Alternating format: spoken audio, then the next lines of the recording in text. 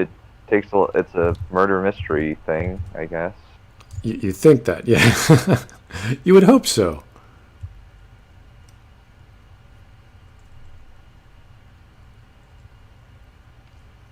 Oh, Hello there. sorry, we started already? I do believe so. Wait, Just making a confirmation. Can you guys actually see and hear us? Just ask the chat.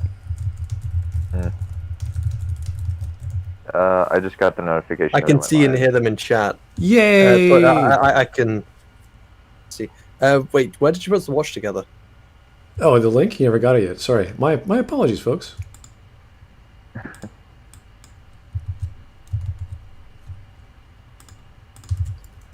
Well, there you go. So I'd get in literally when you started going live. Alrighty, so yeah, guys, I'm using new software, so I had to do some setups. The sound wasn't working. Still doesn't quite work to my liking. I'm using Streamlabs OBS. For some reason, the old Streamlabs stopped working with my video drivers, and the new one started working, so I'm using the new one. So bravo! Wait. So wait, is this actually writing advice from Rian Johnson? Apparently so. It's hard to say. Does Rian Johnson have a YouTube channel? Oh, no. That would be Just in hilarious. review. That would be awesome. Because I know the Oh, director well- of Shazam had a YouTube channel, but I didn't know. And Brie Larson has started a YouTube channel. Yes. Oh yeah. Fun times. Hey in YouTube. guys, Brie Larson here. I've instantly got like 1,000 subscribers, and someone has booked me in to talk to all of the biggest YouTube stars. I've also got the instant verification tick. What is the instant verification tick anyway? I think the tick just means that you're verified. I don't, it's supposed to be some big thing. It's like, oh, well, you have the tick. It means that your channel's like officially recommended by YouTube or some of that crap. Yeah, not too sure what that means exactly. I don't think it means anything really, other than it's like, oh, YouTube gives you the okay. Right. Okay, so this is about a 12-minute video, and it's, I guess I could call it an interview. It's kind of, I found it kind of interesting. So it's, no, I think it's going to be fun to go through. I know he's going to say a lot of crazy things, but it sounds innocuous to the average listener. Sounds kind of like how David Benioff talks about things where like in one interview he said where an interviewer said like there are a lot of rapes in your show, and one of the senators said like they don't really want to watch your show. He's like, well, we have somehow survived this senator's defection, and the nice thing is there's a lot of television, so you can watch that instead if you don't want to. Gee, thanks. Yeah, it's basically said screw you in a really nice warm voice. Yeah. Well, thanks, John Lemley. Channel icons are a social construct. Yeah, that's my big spoof on Twitter. Whenever I was dealing with whatever the Jack Saint crowd was, I don't even know what the hell they were talking about. I'm still talking to some of them, and it's just ridiculous. I don't even care. So it's no stress. You just literally reply with any kind of nonsense, and they'll eat it up. And they'll block me. It's hilarious. It's like, well, that's just your opinion. Well, that's just your subjective analysis of your interpretation of my mental state, which you have no privy information to. It's like I can just say a bunch of bullshit and they'll eat it up. So it's great. Yeah, I wish he has an IRL was like that. I had a lengthy Twitter debate with him about like how he claims that everything in the Austin Film Fest is just taken out of context, and D&D are brilliant writers. Oh, Not dear. sure that checks out. Hmm? Not sure that checks out. Yeah, there was both a live tweet thread and an audio track. When both were put together, they verified the other. Here's Lenny the Shark. Chat is a communist construct. You know, you would think that, but we actually have some power over that. So I guess it's more of an oligarchy on the side of the moderators. And there's all sorts of other controls that YouTube is doing. Like they're not like I don't even have control over that. Some words you can't use. And interestingly enough, the same with monetization. If I want to use a certain word, they have to wait 24 hours roughly and actually watch the video. And even then, that won't guarantee monetization. That will be like, oh, well, we found that your topic, your keywords, whatever you put in your description has, some context we don't like. And advertisers don't want to pay for that, even though you may have a video about Minecraft or whatever. It's just like if you said something about the dictatorial powers of Minecraft, oh, you can't use that government system in your description. That's horrible. So there's all sorts of weird things about YouTube controlling language and words. It's getting obnoxious. Even the monetization problems that they fixed apparently a few months ago it's just an extra step to upload a video saying, yes, I checked it all for non-nudity and non-swearing and non-this. Like, okay, we get it. When the person walks in finally to check your video, they don't have to worry about these sorts of things. But I'm sure there's dozens, if not hundreds of videos being uploaded a day where they just go click, click, click, click, click, and they don't even care because it's a silly step and people have to watch it anyway to get it approved. Netcat, thank you, sir. Jack is a joke. He thinks he knows more than he does. Well, he's a smart guy. I'm like, these guys are not stupid. Like, same with Patricia. They're not stupid. It's just that you can't. Like, I actually chatted with Patricia on Twitter, and I am joking around. I'm just like goofing around. I'm saying a bunch of nonsense, and they're trying to have a conversation with me. This is the only way you can communicate with them if you speak their asinine, crazy language about social constructs and subjectivity and language and all this other bullshit. And what does Patricia go to? His go-to is, can you define a chair? And I'm like, no, I can't, because it's a social construct. Society has taught me this word. So I would defer you to dictionary.com or what have you. I can't remember what I wrote. It really doesn't matter to me. Yeah. So all these conversations end in nothing. Don't even bother trying to attempt to. And all ended up happening was getting all his sycophants and all the other people trying to debate with me. And I'm just like,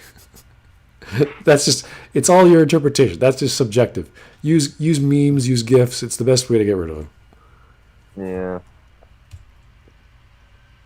So here's John Lumley again. I'm so glad that people are finally realizing how crazy Kanye because now his appeal is coming out in the open, and it filters out half-hearted support. I don't know what Kanye is doing. I don't think Kanye knows what he's doing. I don't know either. I probably need to be more informed, though I don't really want to be more informed on Kanye West. He's running against Trump. He no longer supports Trump, even though he loves Trump. I'm so confused. I don't know what's going on. Oh my gosh, that's hilarious. Yeah, he announced it today. It was like he no longer supports Trump. It's like, you love the guy. What are you talking about? And he's going to be running for president? Oh my goodness. Like, he has the money, but... Oh my gosh. I don't think he has the money. I think he has plenty of money, but not enough to run for president. He has to raise some funds really quickly. Like, That's it's a true. lot of money to run in all states.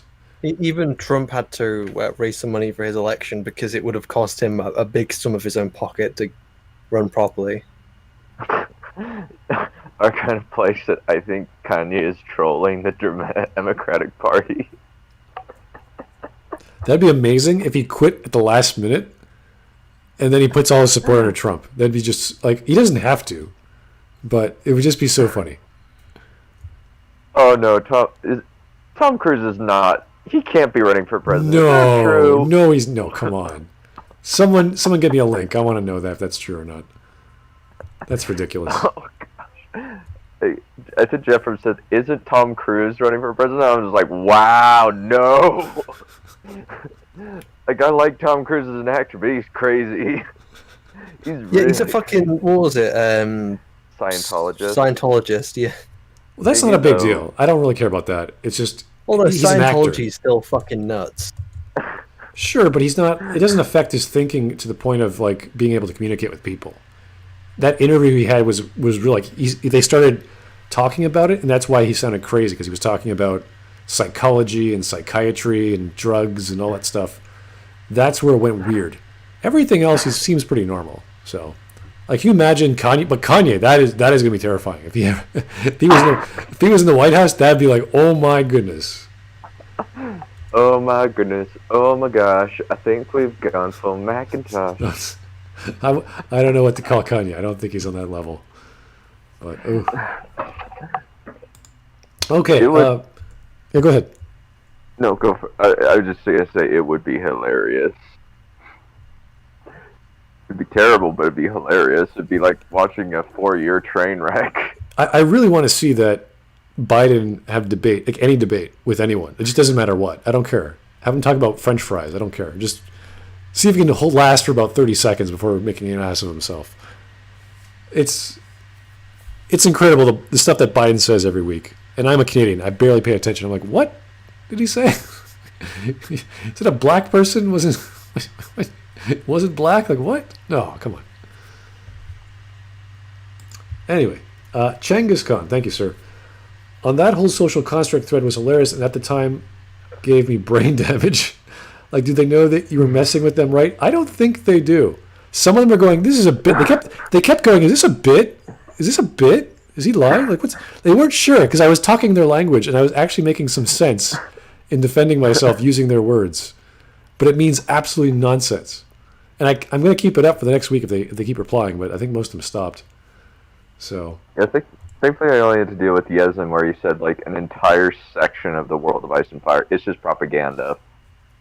And. Or it's, well, like, an entire, like, reign that George R. R. Martin wrote. It's all propaganda. It doesn't exist. It's a lie. Right. That Martin wrote. He wasted so much of his time just writing it. Dang. Before we start this video, I'm going to quickly get some alcohol or beer. No problem. Yeah, you guys, it's summertime. You should be drinking lots of water anyway.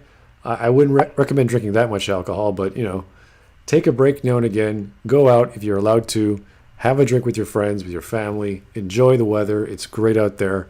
We just had a torrential rainstorm in Toronto for like, I guess 40 or 50 minutes. It was cool. And then it's gone. It was like, oh, it's dry again as hell. So the grass, the outside really needed that water, just not that much, that small amount of time. So if people are telling me bars have reopened, please go out, support your local pub, your local bar, whatever's open, have a drink. I don't know how the whole seating arrangement works. I don't know how the whole mask thing works.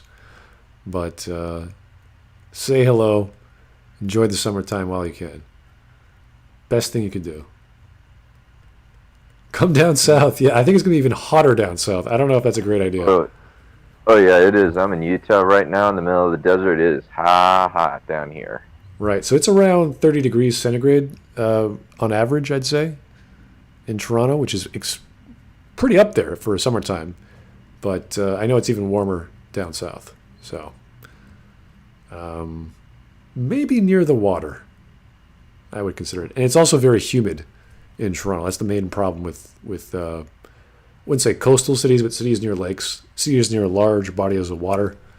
A lot of humidity, and it's hard to breathe at night, etc., etc. So keep your door open, keep a fan on if you need it. Fans really help you sleep, in case you haven't noticed. It's that gray noise coming from fans. If you have any problems sleeping, get a fan going. Cool your head.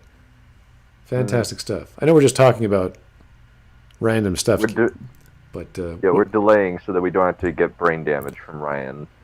Well, we're waiting for Shiny too, but this is actually not a bad video, and it's fun to poke fun at. Okay. And the reason why is because I know Johnson is a fan of Agatha Christie, and he tries his darndest to make sense of his fandom or his understanding of why and how he wrote. And I just can't for the life of me wrap my brain around it. I'm just like, okay, this could happen if I was nuts. If I was actually thinking of combining Agatha Christie with Columbo. Yeah, that could work if I was crazy. It's like... why is that? Why are they so antithetical to each other? Well, Columbo is a reverse murder mystery, so you already know the answer, and it's just watching Columbo go through the motions of will he figure it out and how. Whereas Agatha Christie is like an actual murder mystery. You have to wait and find out. And you can actually learn how to solve the murder before you get to the end. So it's kind of it's a classic murder mystery. So these two things are diametrically opposed because they're the contrary of each other. And he's trying to describe, but then I do a Columbo thing in the middle. It's like, no, you don't. I haven't even seen your movie yet, and I know you're wrong. So Rian Johnson's an interesting guy. Let's just say that. Is Shiny back with his whatever jug of booze, whatever he got? Yeah. So me and the guys on my podcast, we covered Maggie May Fish yesterday. Oh my goodness, I'm so sorry. Oh yeah, it was Neff. I think I've never heard another woman, a lady, call another woman bitch as often as Neff called Maggie May Fish a bitch in that video. Right, I'm back and ready. I'm armed. Neff was so angry at watching Maggie May Fish's Good Daddies video. I think she just, like, over and over, she had to pause during the Star Wars section and scream at Maggie May Fish. Scream at the screen. We got a lot of ratio from Maggie May video and the girlfriend reviews video. And wow. Thanks for the views, guys. But the Sims are mobilizing. Oh my God. It was less than 50%. I was just watching, I was like, or listening to the comments. I'm like, these guys are brain dead. Holy crap. They are, I mean, some of the, not dumb fans, but like they're also like inventing the narrative in their head. It's like, that doesn't happen in the game. What are you talking about? It's like, you have to go read this religious video about the Mandalorian. I'm like, what? No, I don't. I really don't. What are you talking about? You learn different things more than just from books. I'm like, yeah, but why would I watch a video on the Mandalorian when talking about The Last of Us 2? I don't get it. Like, what are you trying to do here? So, yeah. Anyway, let's get going.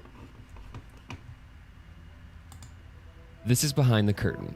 Today we're learning how Rian Johnson combines the whodunit and thriller genre, what the Walter White test Rian gives the protagonist is, and the only advice Rian Johnson thinks is worth a damn. Walter White test is?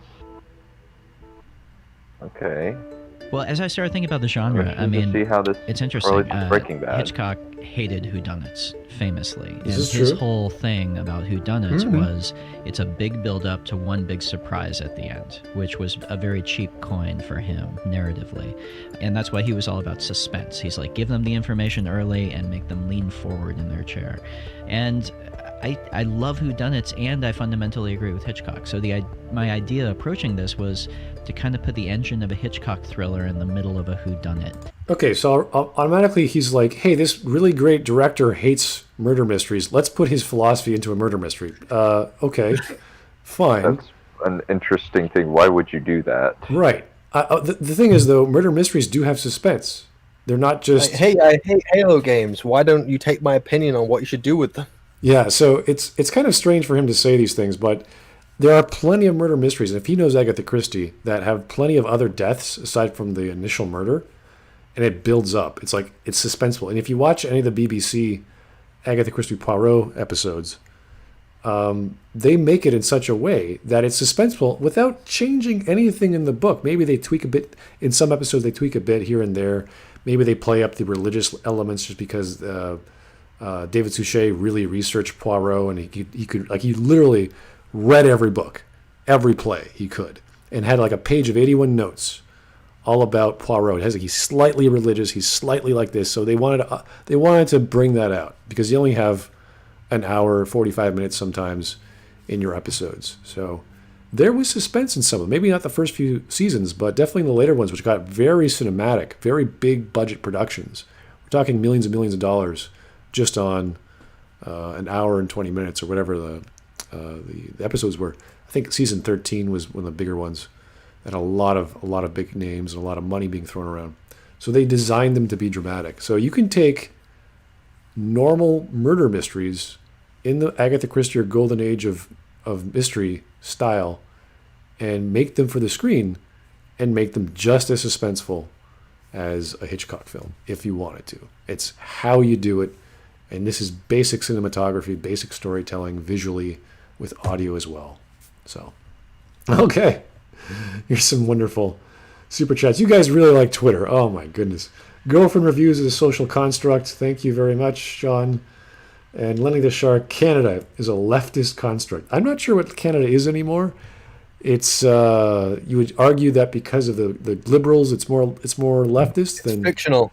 it's a subsidiary of the UK essentially. So, but it's There's no such thing as Canadians, so they're just French English people. French English people who happen to be British born. Okay, yeah. Have I seen Pondman's magnificent beard? No, I haven't. What is that? Does anyone know? I don't know. I don't know. Don't look at me. Can someone describe who Pondman is and why he has a magnificent beard? I have no idea. I've never even heard of this person before. Always curious to find out more, but I have no clue. Mm-hmm. How was Kennedy? Kennedy was great. It was last week. Fantastic. Not as big. We actually had more fireworks on July the 4th, strangely enough. So what ends up happening is people buy fireworks, and they have so many, and they keep it going. So it's like all these pops in the middle of the night. And then I think it ended on July the 5th. So that's just how it goes in Canada. We buy all our surplus from the States because the States, when they do explosions, they really go. They keep it going. Let's just say they buy a lot of fireworks. So they sell them off to us in the meantime, make some profit, and keep the celebration going. Oh, Southpaw is Paw Man. You know, I haven't seen his beard. I was watching his stream though. He got a lot of great. Oh, his beard. Yeah, his beard's great. I love his beard. Yeah, I saw his stream a few hours ago actually. They got. We've all seen his beard on like his profile picture. That's him. Inside profile picture. Yes, exactly. He doesn't fool around. So. But yeah, he had. Was it Dana? I can't remember her name. She was on talking about The Last of Us 2, that Weekend Warrior, and another gentleman with Evan on. I can't remember his name, but they were all just bashing the crap out of the thing. I was having fun in the chat. So yeah, no, it was great stream, and it pretty much was EFAP, just like us, how we're copying EFAP. So great stuff. Mm-hmm. We are totally legally distinct. I think EFAP don't come sue us. We're distinct from you. I think they're still streaming. I think Southpaw was going to do an all-nighter. I don't know, but they were going through at least 4 videos. I was like, "That's killer, man! You're crazy." And it was girlfriend reviews. It was that guy's name? Nate. Nathan Zed. There we go. People want us to cover Nathan Zed. That's a 20-minute video.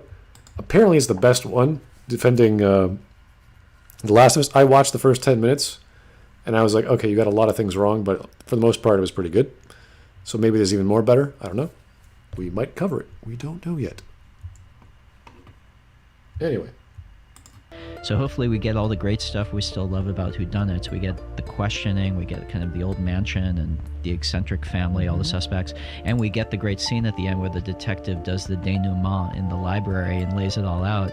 But in the middle of it, we kind of have this more suspense-driven Hitchcock thriller story that centers on Ana de Armas's character. And so with this, we do, you can recognize we do the Columbo thing. We basically, with a couple of very... Okay, I don't know what he means by the Columbo thing. I don't exactly, like, is it like Peter Falk thing where he just goes, "Excuse me, sir, just one more question," or he keeps getting the guy to trip up, or is it the day-to-day? I don't know. Because, again, I haven't seen this movie yet.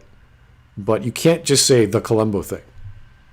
Because that could be anything. That could be anything in police procedural dramas, detective fiction, or reversed detective fiction. So. Yeah, I did watch this a little bit ago with my family, and I was like, oh, this isn't bad. This is reasonably entertaining. There's some strange stuff in regards to the how the murder is carried out, and I think it just writes video that kind of switches genres, kind of partway through, makes sense from kind of a murder mystery to a thriller partway through and then back, makes some measure of sense, but I don't know how, like, I don't know how that's supposed to enhance the movie. It's just like, well, okay, that's neat, I guess, but it doesn't really change anything about the quality. It's just a neat observation. Right. I don't know. I'm curious what he means by that, because there's nothing inherently distinctive about a Columbo story aside from it being cute and funny, and it's not an actual murder mystery. So I don't know. There's really not that much suspense either. It's just trying to get the murderer to trip up, because you already know who the murderer is. So it's not a murder mystery. Crucial differences. The Columbo starts with the scene where the killer does the murder and you see who it is, and then that makes it suspense, not surprise. I mean, No, it doesn't. How does that make it suspense? I don't understand. What is that? What does a reverse murder mystery have to do with suspense? Whether the murderer is going to kill again? Possibly.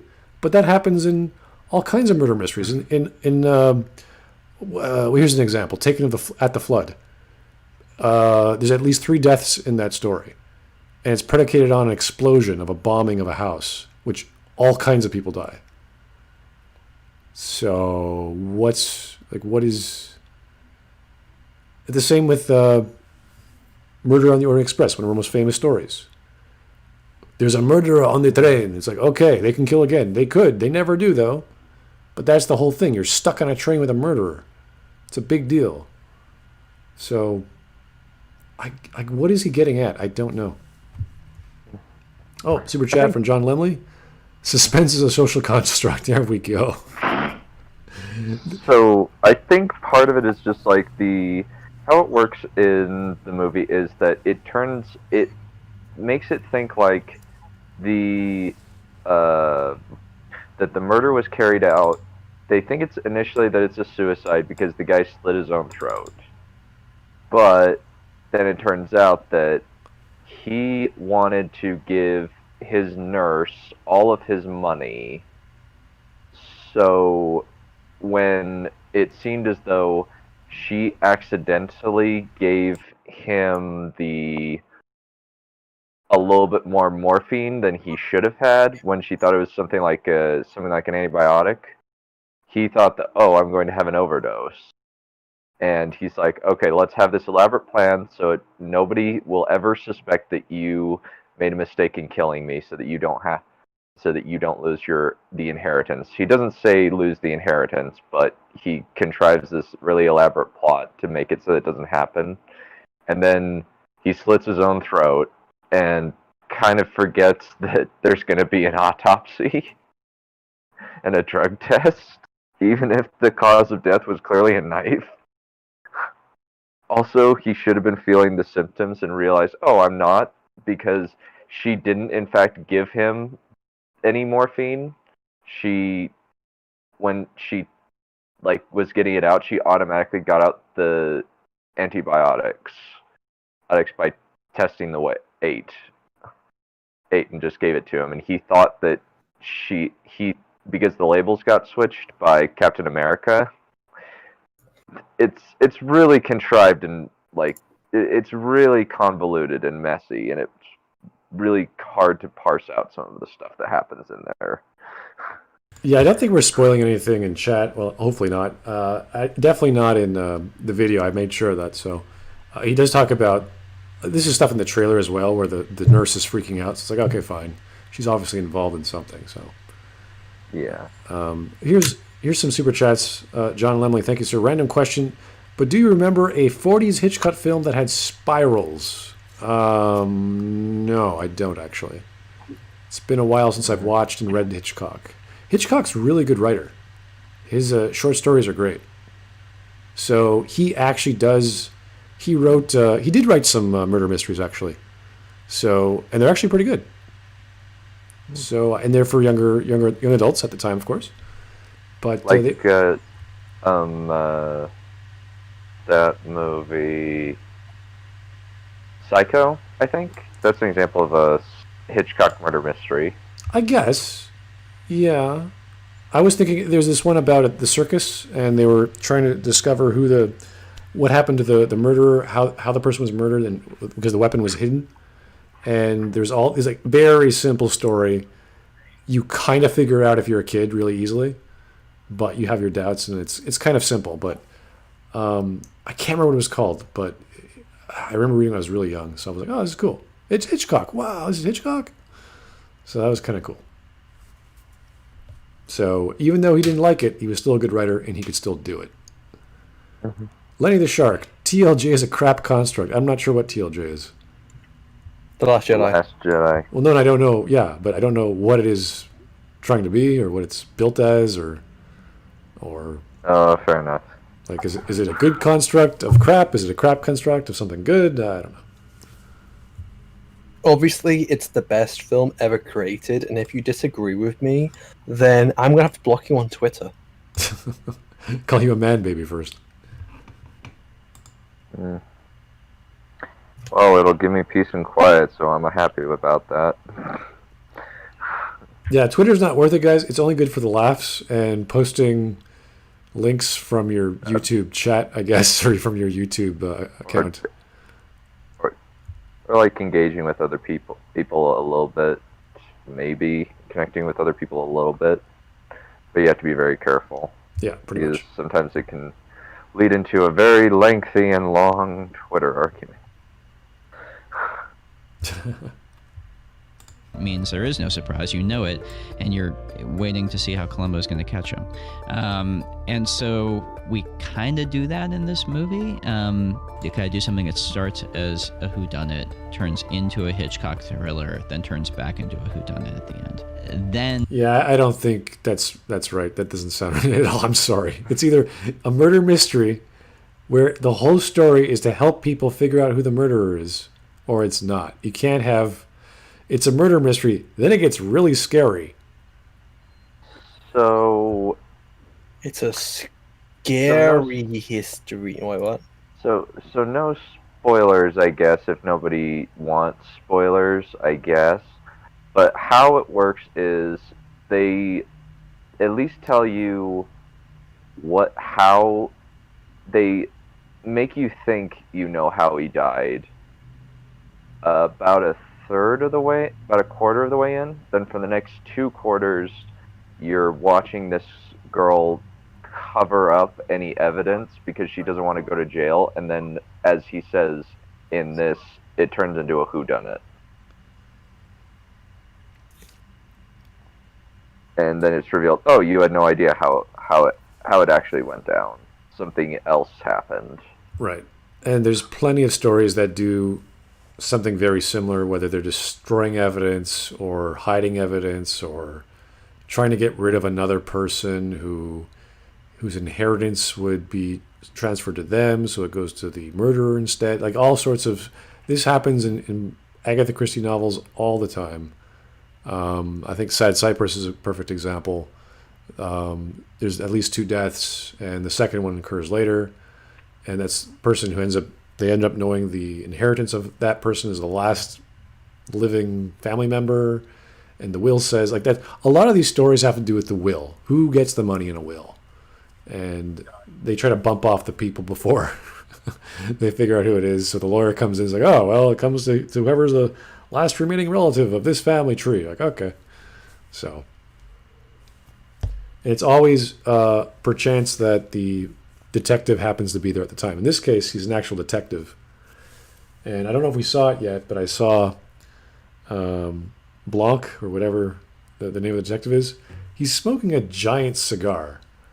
Now, that's fine, but you don't really smoke cigars of that size for that long at a crime scene. It just doesn't, it's not done. And it's not to say detectives don't smoke. They do. Poirot smokes little small cigars. Other detectives smoke pipes. But not big freaking hoagies, okay? This is not, like, you don't do that. Not very professional. Okay, please respond to Lindsay Ellis's J.K. Rowling video. Is that the one where she just made? Yeah.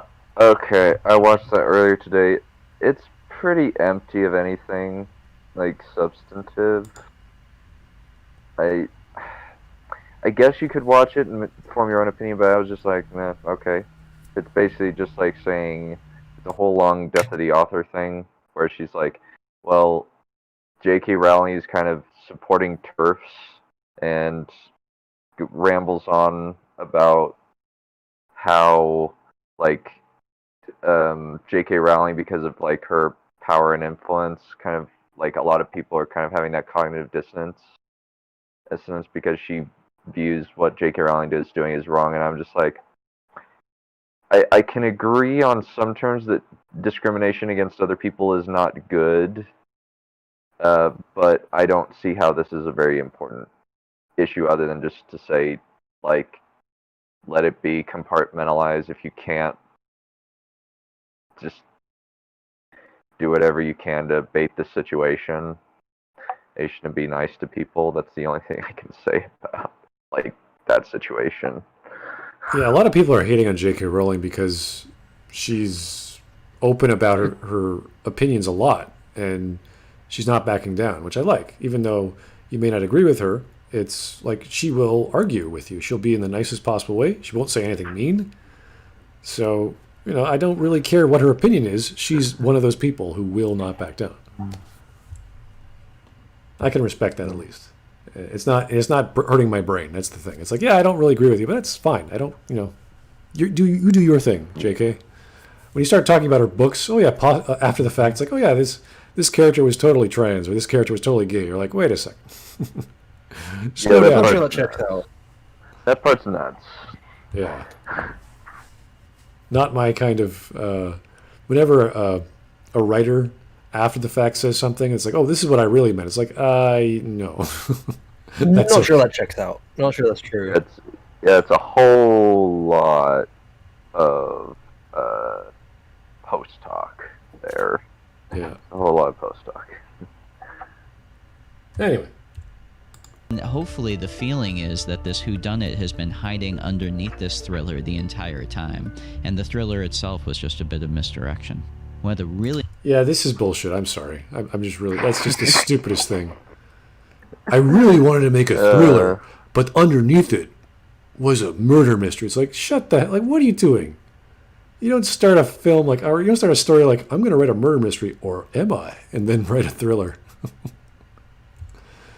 Thanks, Ryan. I'm glad you're explaining yourself so well. Your complicated ideas here.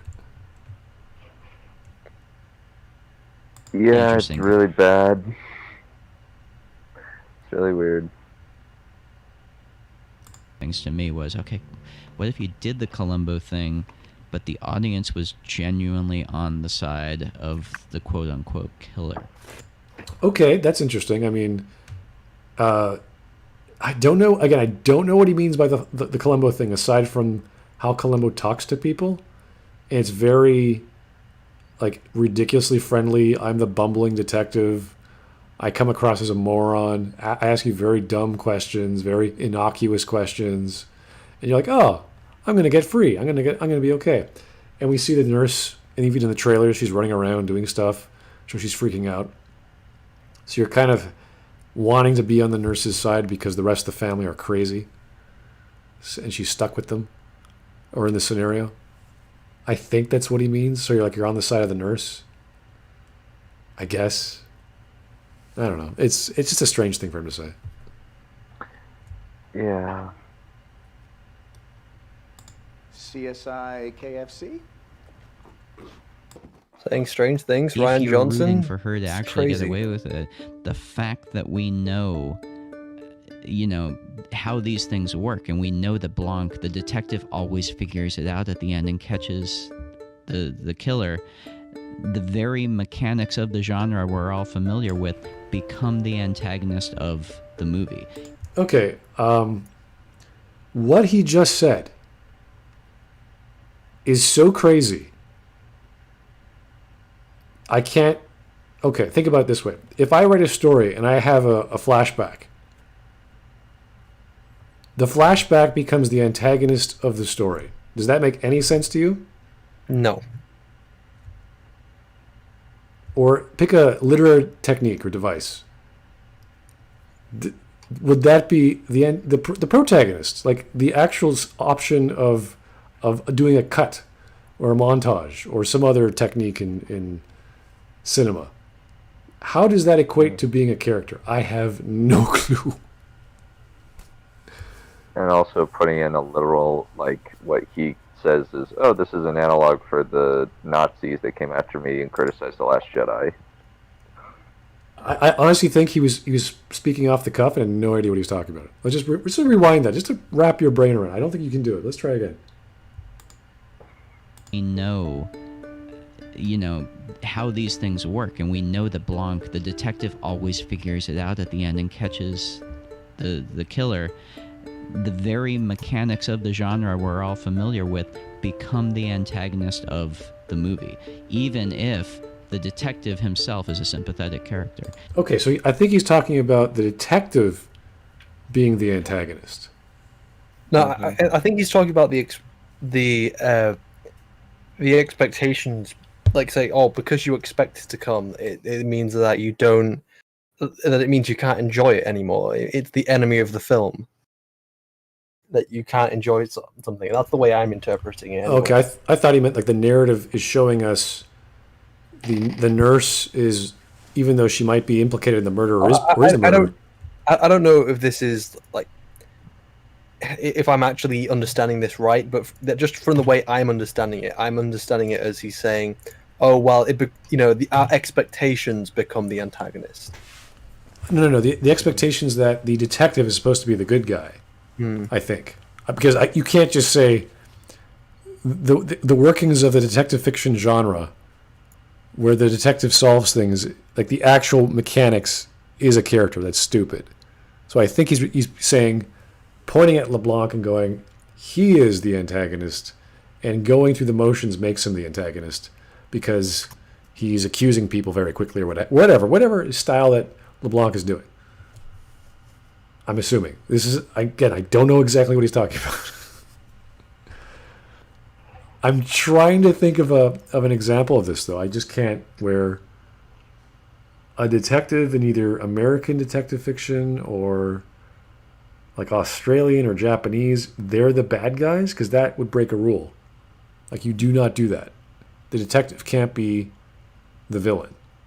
That doesn't make too much sense. Like, imagine a murderer. Okay, that's as bad as it gets. Then you have another villain who's not a murderer, who's also a bad guy. It's just like, okay, are we living in Gotham City? Is there like an evil detective or something? How does that work? It's Batman. Yeah, it's Batman, of course. Yeah. What can you do? Batman did the crime. Yeah. The perfect criminal. You'd never expect him. No one expects Batman. It's like, oh shit. Batman was the true criminal all along. I planted the evidence. Like, what?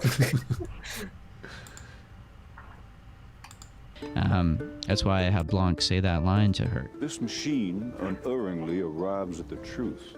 That's what it does. That's why I love genre. It gives you a... Yes, the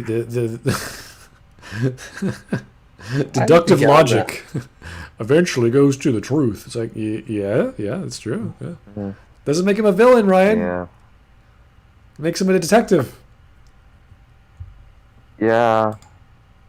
I guess has this. It just seems as though our good friend Ryan has not watched the film or seen the play or read the book of Les Miserables. That would the antagonist. Yeah. It's the antagonist is a detective. He's wrong, but he's still a detective. Right. The focus of the story, though, is not him. It's Jean Valjean. So you do follow the detective around, but he's like a second storyline where there's all kinds of other things happening, and the focus is on Jean Valjean. So, yeah, I don't know. And that's not even a murder mystery. That's just a guy hunting down another guy. So, and they find out he's done a lot of good with his life, and all this other stuff happens, the revolution. Yeah, okay.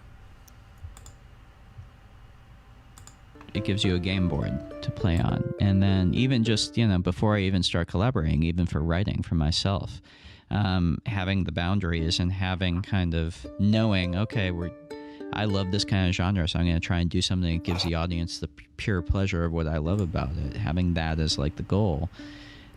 If that's your goal, you would not be using the ideas of a reverse murder mystery like Columbo when trying to describe your murder mystery. That's just silly. Also, is this is this grating anyone's ears for anyone else? This is absolutely difficult for me to listen to. I'm used to Mr. Roundhead's voice, personally. Well, he does love the genre. I'm like, okay, he's doing something he likes. Maybe he did, in fact, write a good murder mystery. I'm not too inclined to watch it. I eventually will before I die. But if I don't, I don't care. So it's free on Amazon. I know that much. So that's how I watched it. I was like, it's free. Might as well. It was kind of funny. It was entertaining. There's a few things that I'm just like, no, that doesn't make sense. But it's fine. It's an entertaining and intense enough, like, couple hours. Here's a wonderful chat. Fries with tomatoes. Sheep in the Box is talking shit about you again. Yeah, that's fine. Claiming he was subject to months of harassment from your fan base. Do we even care about Sheep in the Box? I think Literature Devil and myself made a video or two about him like 2 years ago, and that was that. Yeah, you've done like as far as I know, 2 videos, including his Chad Film School. Yeah, also, he was attacking Literature Devil. So we have a very small, but passionate and like caring fan base. So I don't think that it's big enough to cause like because usually when harassment, it's because you get it from big fan bases, and it's usually that tiny little part of it that kind of goes a bit too far, that becomes extreme. And I don't think that we have a big enough fan base to have that little tiny part become harassers, if that makes sense. The rotten subsection. Yeah, I don't think we have a rotten subsection. We're not big enough for that. I don't think that anyone here which has just gone out and harassed fucking Sheep in a Box. I mean, it is possible that some of my viewers do get rowdy and swear and attack people. I don't know why they do that, but I'm pretty small. That I don't think I know anyone like that. And if I do, I either have already blocked them or I don't even know they exist. Whereas you have like a channel like Girlfriend Writes or Girlfriend Reviews, where she has thousands of people who ratio our videos. And I'm like, well, okay, I guess I'll jump it. Like I waited a day to jump into the comment section. I was like, oh dear, this is getting bad. And same on Twitter. All these sycophants defending her. I was like, oh my God, what are you guys doing? I asked a question. You were accusing her of deleting your video. It's like, even if I did do that, what's wrong with asking a question? I don't get it. I feel a little bit responsible because I did bring it up, and I kind of, because like someone said it in chat, and I said, well, I'm pretty much just saying that we wouldn't know if she did unless we actually had someone else look at it, because I explained what happened with AT-AT chat. Not AT-AT chat makes stuff, and all that time ago. And I even did an experiment where I went onto a different account, I typed a comment in my channel, I deleted it, and when I went back on my channel, I could see it. The person who wrote, as the channel who wrote it, I could see it, but anyone else wasn't able to see it. Right. So there's 3 things happening there. It's either it was deleted by the user or the moderator. It was hidden, meaning you can actually hide a user, so they think all their chats are displaying, but no one else can see them. Or 3, YouTube is really messing up, and that could be a hiccup. It could be a cached page. Yeah. It could just be broken. There's all sorts of problems with YouTube. So, and I'm like, well, maybe it is. I don't know. I'll find out. And that was that. And then I got bombed several times, and people laughing at me. Oh, how can you see your comment if it's not deleted? It's like, oh, now I know. Thank you. Any third party had to confirm, because I had people on the chat saying they couldn't see my comment. I was like, oh, maybe it was. So anyway. Not a big deal. I personally, I don't really care either way, but I'm happy we covered her video anyway, because it's such a silly, unintelligent rambling about emotion and how it made her feel. Like, that's great. Media makes you feel things. Is it any good? Can you tell me? It's like, bravo, bravo, Neil Druckmann. It's like, oh my God, please stop. Media makes me feel good. Da, da, da. No. Honestly, I prefer the media that's more thought-provoking, like Nightcrawler or the early seasons of Game of Thrones.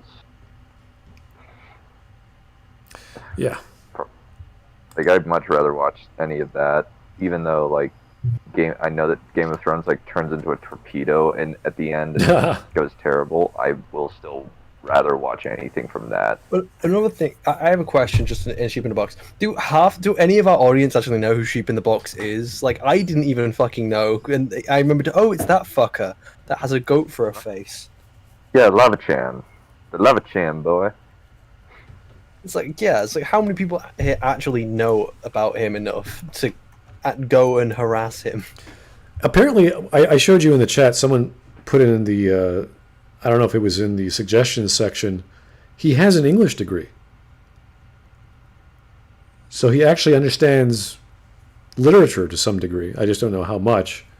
But the rest of his rambling is all political crap. So it's like, oh, well, it doesn't matter how smart you are if you're filtering everything through a ideological lens. So it's kind of like bringing an astronomer to teach painting. It just does. It's not a good idea. It just doesn't mesh up too well. Anyway,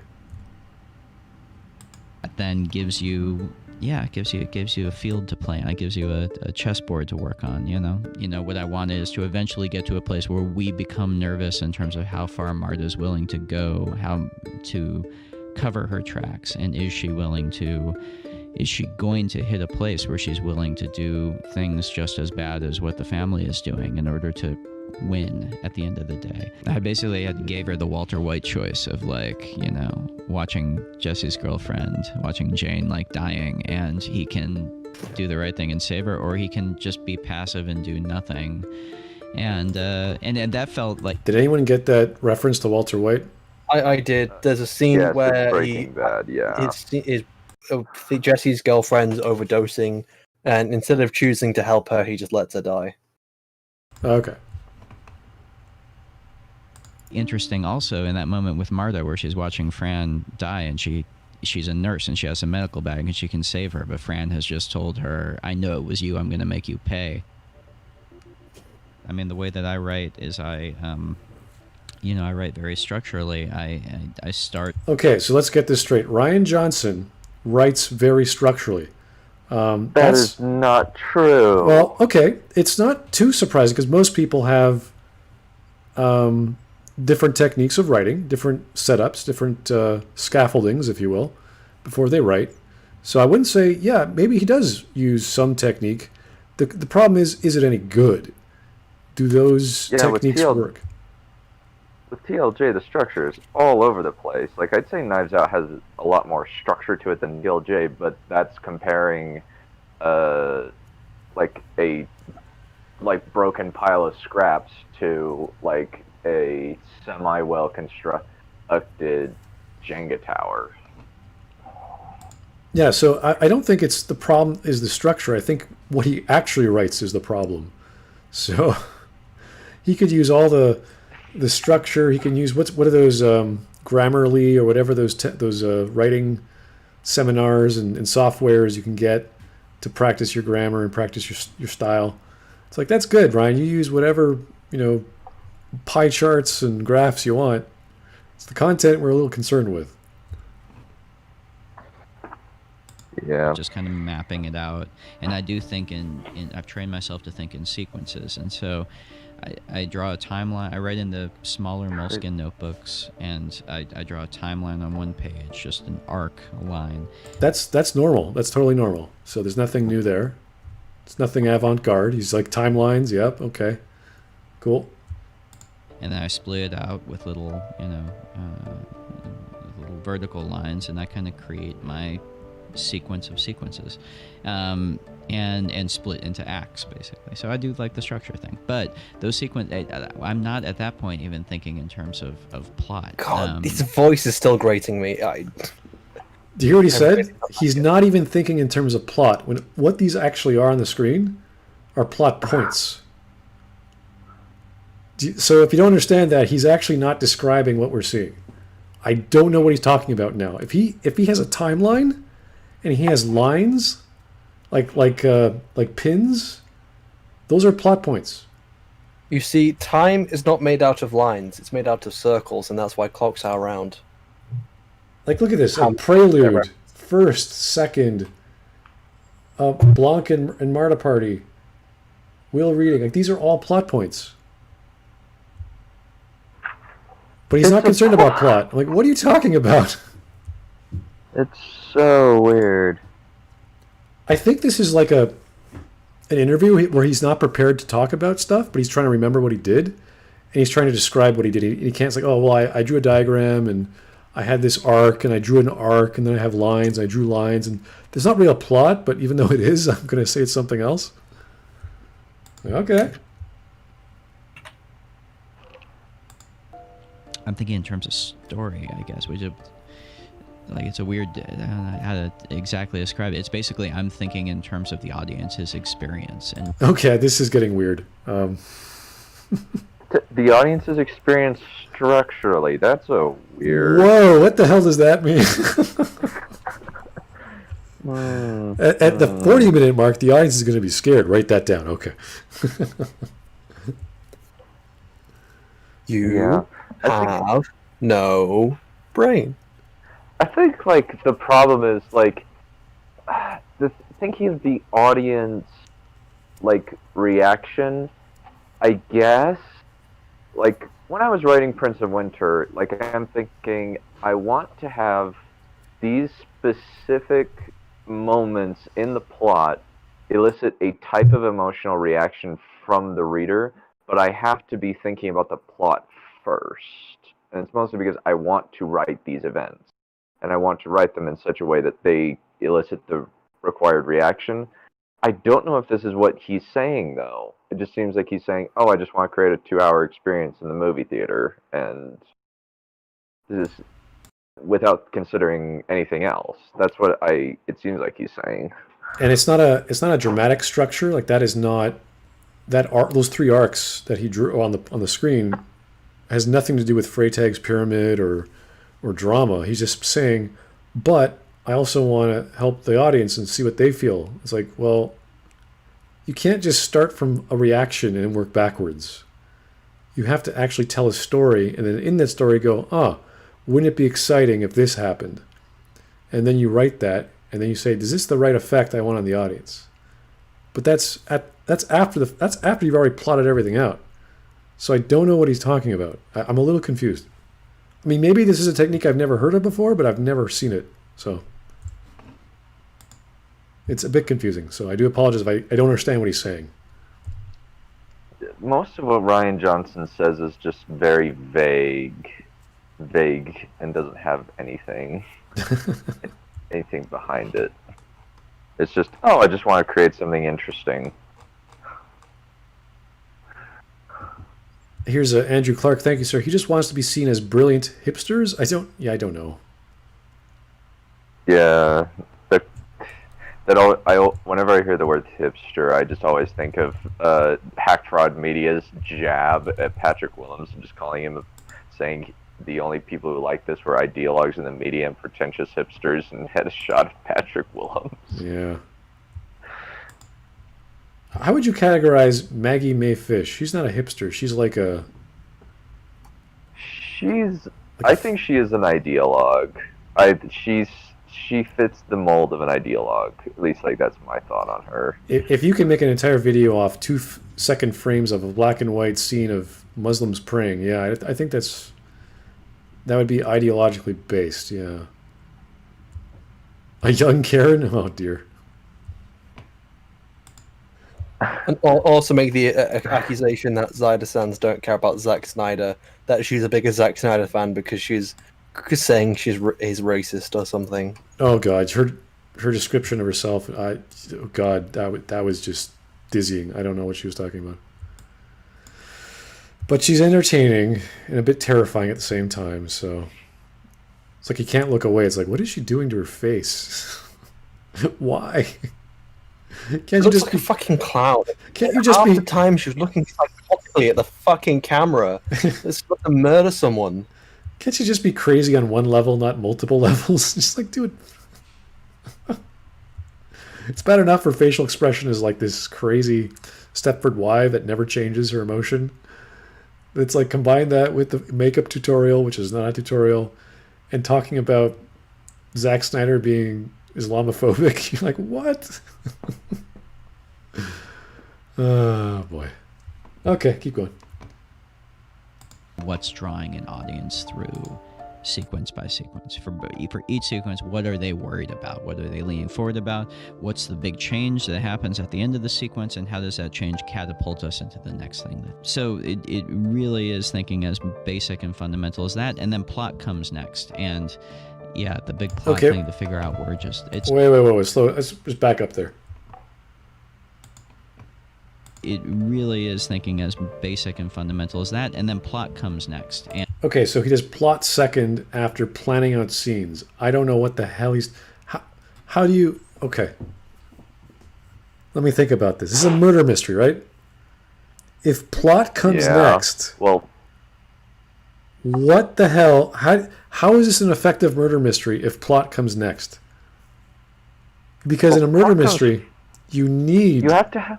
plot. You have to have a plot. You have to have a plot because, like, otherwise you don't know what's going to happen. You have to plan out the plot, or else there is no murder mystery. Someone was killed, okay? Or someone's about to be killed. So you must know who done it. That's completely subjective. Before anyone writes a murder mystery, they already have an idea of who did it, right? Even if it's in your head. So you write that down to make sure you don't forget. You then leave breadcrumbs throughout the story. You need to do that before you start writing. If you don't, it's going to be blatantly obvious you're throwing stuff in between scenes, or you make new scenes. This is backwards thinking. You do plot first. I know I haven't finished my series on how to write a murder mystery, because it's actually a little complicated to put it all together at the end. But this is backwards thinking. Even if he's done it second, this is number one. You have to get this first done.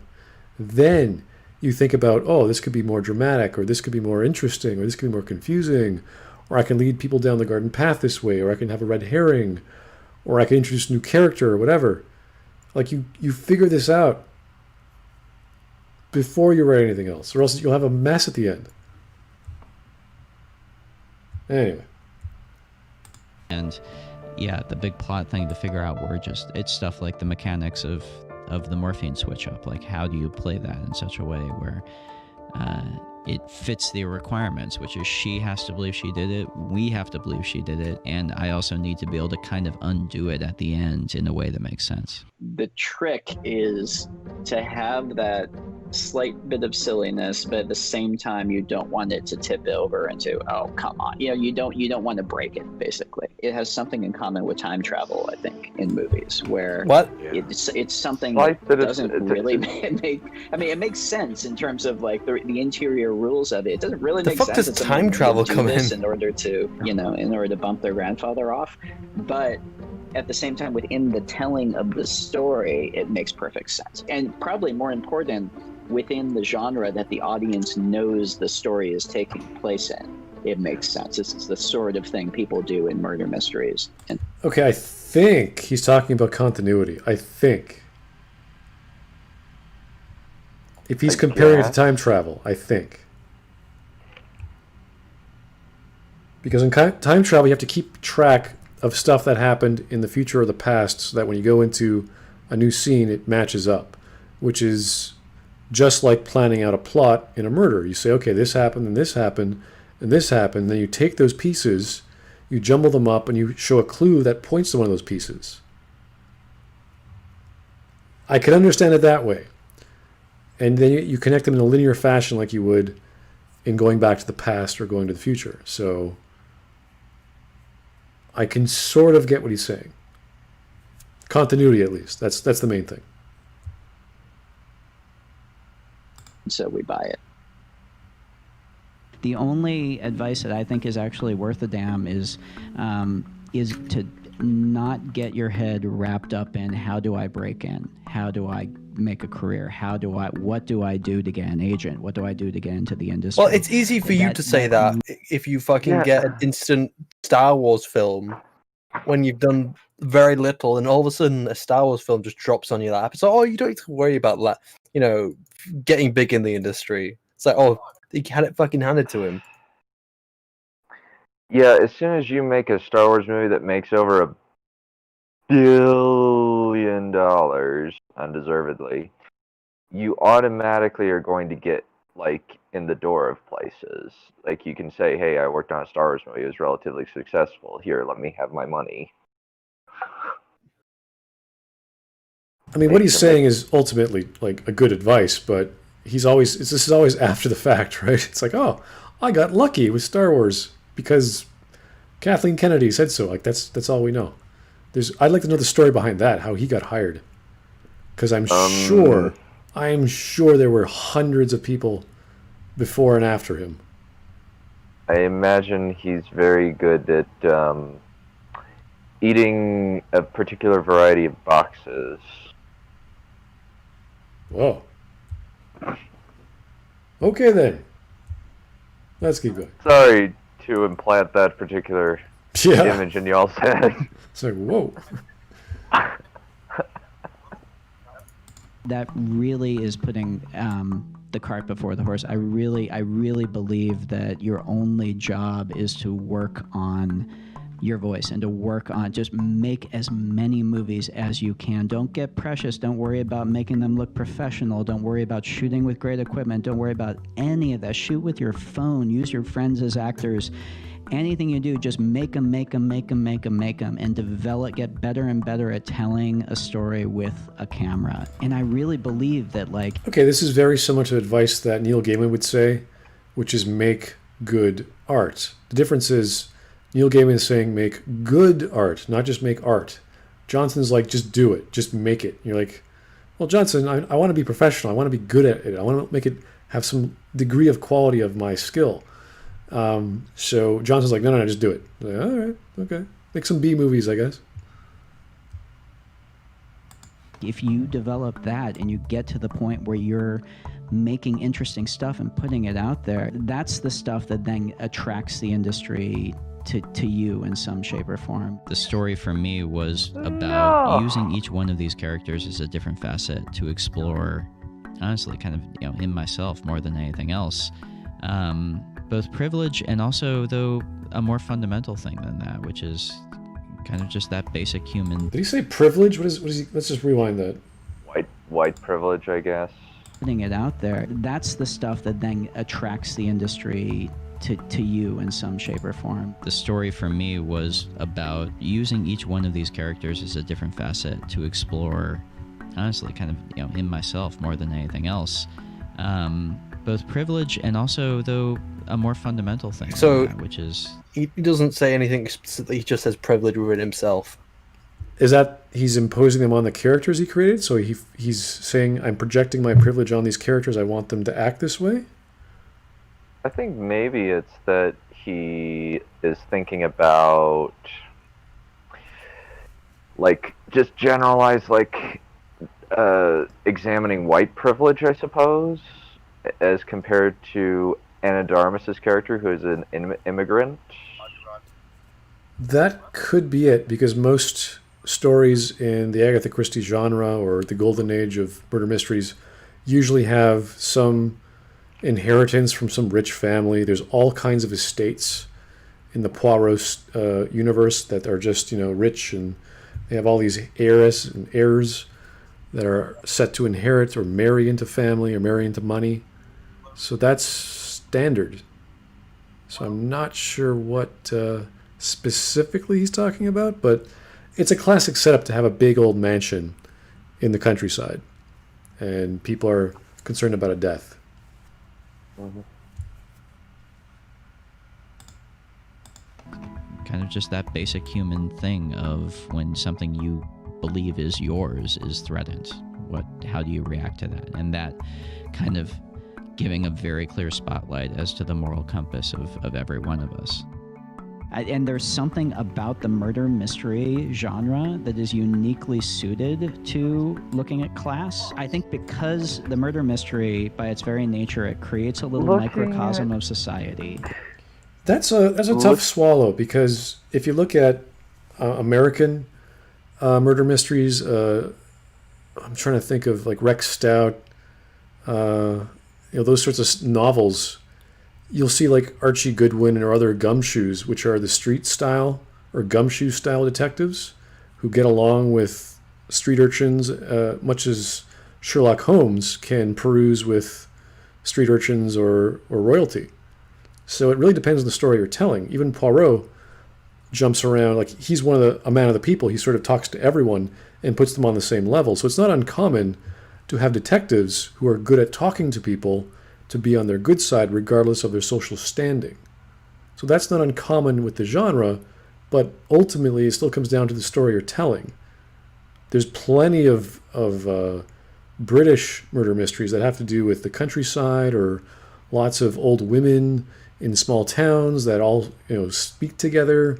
They all ride around on bicycles. They all hush hush. They're all whispering to each other. So there's all sorts of stories along those lines, which are just common people in retirement, for example. So this is nothing new. But you could do this in any genre, in any style. Pick a part of the world. You're going to have people of any denomination, really. So, I mean, you could just do a murder mystery for royals or for the aristocracy, I guess. It is kind of a strange thing to say about murder mysteries, though, because they're so diverse. This contained group, and then through all the suspects, you're getting a cross-section of that society from the high to the low, and then investigating their relationship with the top of the power pyramid. And so because of that, it's something that by its very structure and nature is ideally suited to investigating class.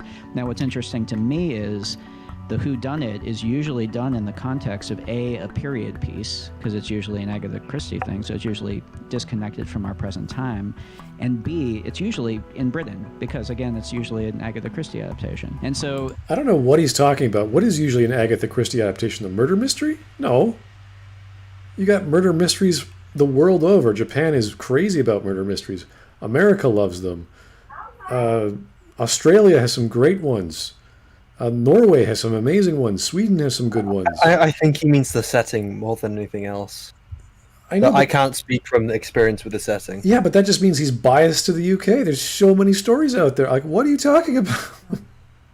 Like an action. I think maybe he's only thinking of the Agatha Christie stuff. I guess. I don't know. It's just a silly thing to say. Now, if he said a period piece like the 1910s or the 1920s, then you can go all over the world with that, because there's all sorts of stories, especially in that genre, especially in the States, or post and pre-World War One. I think Poirot for the BBC was set up in the 1930s, even though it was told previously, decades earlier. So, not sure. Yeah. the idea of taking this thing that was a great X-ray machine of that stuff and applying it to America in 2018 seemed like that could, in addition to being very entertaining, also kind of yield some interesting things. Now, to be fair, he did do Brick, which was a noir, which is a pulpy, you could say 40s, you could say 60s style of dialogue, put it into a modern, I think it was the 1980s or 1970s, for high schoolers, which is bizarre. So that was cool. This is why I like Rian Johnson, because he made Brick. I thought, wow, what a great idea.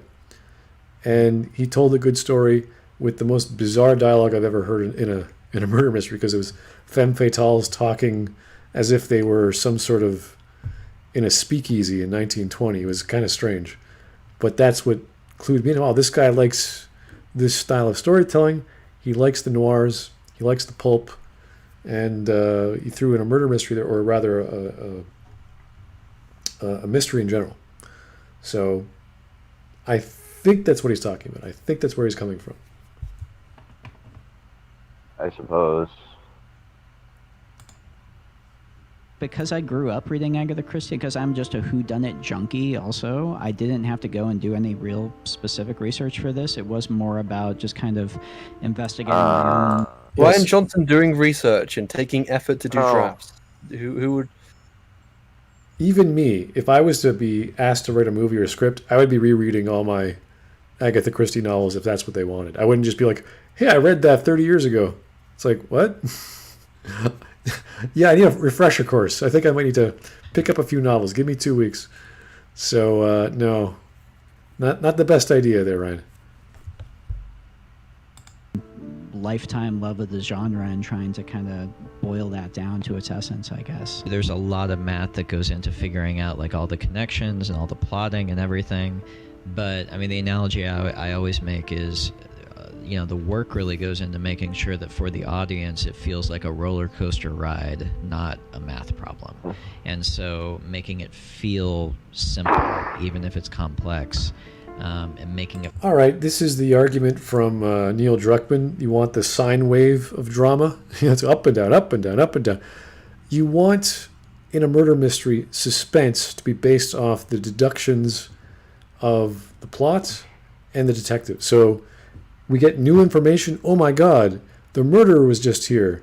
Oh my God, something was broken. Was it evidence we needed? What was it? We never saw it. So there's all these mysteries about things happening, which is kind of important. You need to have mystery in a plot. If you don't have mystery in a plot, everything's revealed. There's no suspense.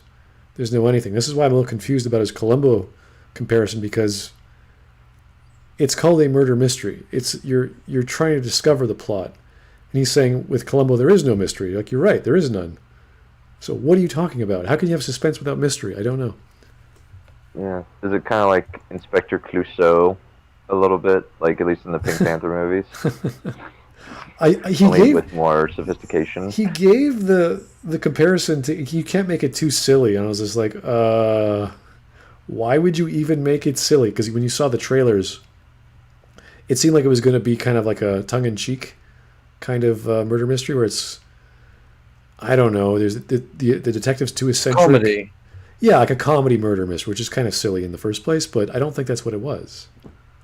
There were elements of it. I haven't seen Knives Out, but is it not like a comedy murder mystery? It has funny witticisms in it. Thankfully, it doesn't have like... Does it have Rian Johnson humor like you put in The Last Jedi? I would say no. So there's no... I have a message for him about his mother. No, there's no such like that. There's... interestingly enough, he had like 2 like F-bombs, which is interesting. Like, I'm amazed that he got away with like 2 to 3 F-bombs in his movie. Did he just PG-13? But no, he doesn't have humor along those lines.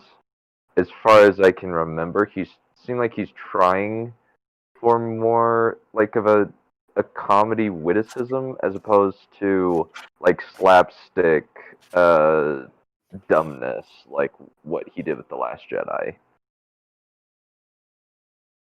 And it's not to say that murder mysteries can't have comedy, but the problem is once you start combining genres or techniques that are outside of the genre, you're muddying the clarity of the story. You want a murder mystery to be just about the plot. If you start adding elements like romance or comedy, or there's a wedding at the end, or this and that, you start screwing up what makes the genre work, and you're adding unnecessary elements that you think are part of the mystery, but they're just there because the writer thought it would be good or cool or fun. So that's why detectives don't fall in love. That's why detectives are not revealed to be the murderer. That's why you don't have stupid other side stories. So, and yes, there are some side stories in Agatha Christie's novels, but they're always about, let's say, Hastings' interest in a lounge singer. And it's just implied that they get hooked up, and then the next story they do, but it's always just an anecdote. It's just off to the side. It's not a big deal. So you know Hastings isn't the murderer. You know Hastings didn't plant any evidence. He just got interested in a woman. The same thing with Watson in one of the I'm trying to remember the name of the Sherlock mystery, where he and a woman end up marrying, and they're together and they're scared and they're holding hands, but they're not implied. You definitely know Watson is not the murderer, and the woman is not the murderer. So it's all sort of safe territory, so that you can focus on the actual clues that can lead you up the right path. Feel like one thing flows into another, and you're having this ride. That's where most of the work goes into. Even if your wall looks like a serial killer's wall, you have to make sure the audience actually can stay oriented throughout the whole thing. Really, what's satisfying is not the sense that you could solve it, although I guess technically you could. But what's satisfying is what? At the end. Excuse me, Ryan. Can you solve your mystery or not? Yes or no? This is kind of important. If you can't, it's not a good murder mystery. Wow. That is... Now I'm kind of questioning whether he likes murder mysteries or not after that comment, where it's just like, you're not supposed to solve it. It's like, what? You are kind of supposed to solve it along with the person. The only reason why you wouldn't solve it is if you weren't being given information that just kind of comes in at the end. Yeah, the only reason you understand it if it's poorly written. Yeah. That's a really bad thing to say about a murder mystery.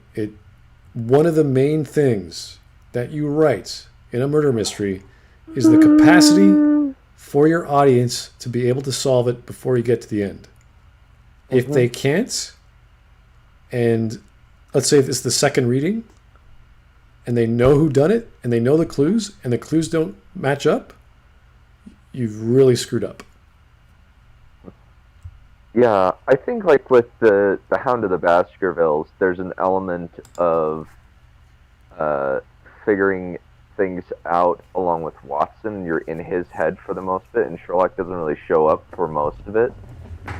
But you can slowly kind of, in hindsight, see a lot of the clues that Mr. Holmes brings up in the midpoint. Right. And you see, and also like you see the little bits and pieces of information layered through as you see things from Watson's eyes once Holmes reveals things to him. It's the reason why people point to the Hound of the Baskervilles is it's a very simple story. It's probably not the simplest, but it's, I'd say, the easiest to either figure out or read or watch. I think they've done a few movie adaptations of it already. So yeah, like 10 or 20, like at least like 3, including the Sherlock TV show. Episode. So it's not like compared to his earlier stuff or even his later stuff. It's basic. It's like, oh, that's it. That's all there is to it. There's no greater mystery. It's like, okay. So yeah, when Sherlock finally doing everything from was it London or whatever that lodge or hotel he was staying at, he decides to finally go to the mansion. It's like, okay, hey Sherlock, he's already figured it out. It's like, of course he has. It's like, so that's the great thing about Sherlock. The problem is with his original stories is that there was too much unrevealed information, and that's I wouldn't say it's an Arthur Conan Doyle thing. It's just an oversight. If you don't have people who have insight into the workings of the timeline, we're talking about the 1890s. So it's like, oh yeah, that's probably what they did back then. And I had no idea, like you had no clue of the social and cultural conventions back then. It's kind of like trying to parse out certain parts of the Bible. Yeah, or even the 70s. Like what technology was in the 70s? What cars were they driving? Why were they driving them that way? How does a stick shift work? How does a Hemi on a Barracuda, how is that different than a normal Barracuda? Like all these questions about cars or stuff like you just don't have knowledge of that the author never included.